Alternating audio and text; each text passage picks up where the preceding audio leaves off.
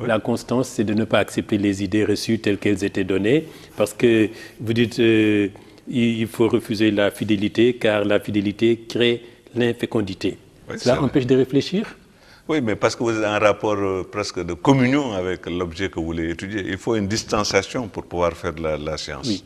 Il faut que l'objet sorte de vous et non pas immergé en vous. Oui. Par conséquent, si vous ne prenez pas de distance, vous ne risquez pas de voir véritablement l'objet sous son véritable jour. Alors, est-ce cette posture qui vous a permis, Amadou Ali Dieng, d'être critique sur Nation et culture de Cheikh Anta, qui à vos yeux ne serait être ni la Bible ni le Coran?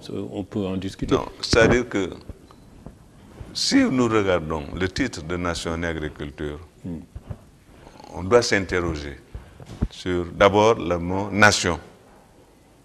Y a-t-il eu des nations réellement en Afrique?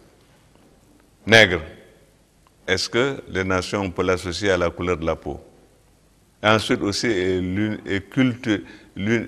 culture sans S. Parce que les gens mettent des S tout le temps sans se rendre compte que c'est sans S, qui correspond bien à la thèse secondaire qu'a soutenue Cheikh Anta Diop, l'Afrique noire précoloniale, l'unité culturelle de l'Afrique noire précoloniale, l'unité culturelle de l'Afrique noire. Ça veut dire qu'il y a là une sorte de jacobinisme culturel. Jacobinisme culturel, mais doublé d'un fédéralisme, d'un girondisme politique. Le fédéralisme, c'est quelque chose que reconnaît Cheikh Anta Diop, d'un futur État fédéral d'Afrique noire. Par conséquent, c'est à cette époque, d'ailleurs, autant Cheikh dit nation nègre, Senghor dit nation blanche. Mais aussi Mamadou Dia dit nation africaine et solidarité mondiale. Oui. Donc, il y a un contexte sur lequel que nous devons prendre en compte et prendre nos distances par rapport aux concepts qui ont été lancés pour voir exactement ce que ça recouvre. Est-ce qu'il y a une liaison entre la race et la nation? En tout cas, Renan le conteste. D'ailleurs, on le voit bien exprimé encore chez Mamadou Dia. Parce qu'il est bon de revenir à ces débats, qui sont des débats importants. Parce qu'il ne peut pas échapper à la réflexion, à une réflexion sur l'État, la nation, parce qu'il y avait des territoires qui allaient devenir plutôt indépendants. Par conséquent, ils ont essayé de tenter de théoriser. Maintenant, je me refuse à accepter toutes les thèses défendues par des Africains. Oui. Il y a des choses qui sont justes. Par exemple, avec Cheikh Anta, je partage beaucoup de choses. Parce que le nationalisme, nous le partageons intégralement.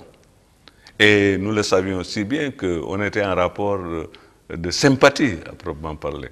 Parce que, comme je le dis souvent, les gens ne le savent pas, il m'a dédié sa thèse, Cheikh Hamidou Kane et moi, où il écrit à Amadi Ali Dieng et à Cheikh Hamidou Kane qui m'ont économisé des années de bibliothèque.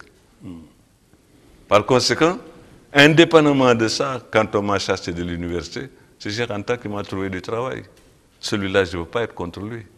Au contraire, nous avons de bons rapports personnels. C'est nous qui lui donnions les livres qu'il ne pouvait pas sortir de la bibliothèque de l'École nationale de la France d'Outre-mer, où j'étais élève, où Cheikh Hamidou Kane était élève, alors que lui, il était extérieur, il ne pouvait pas sortir les livres. C'est nous qui lui avons donné les livres. Par conséquent, c'est dire simplement que ce que je discute, c'est certaines de ses idées. Et je crois que pour avancer, il vaut mieux discuter des idées plutôt que de répéter. Bien sûr. Moi, je ne fais pas du talibéisme. Oui. Alors peut-on penser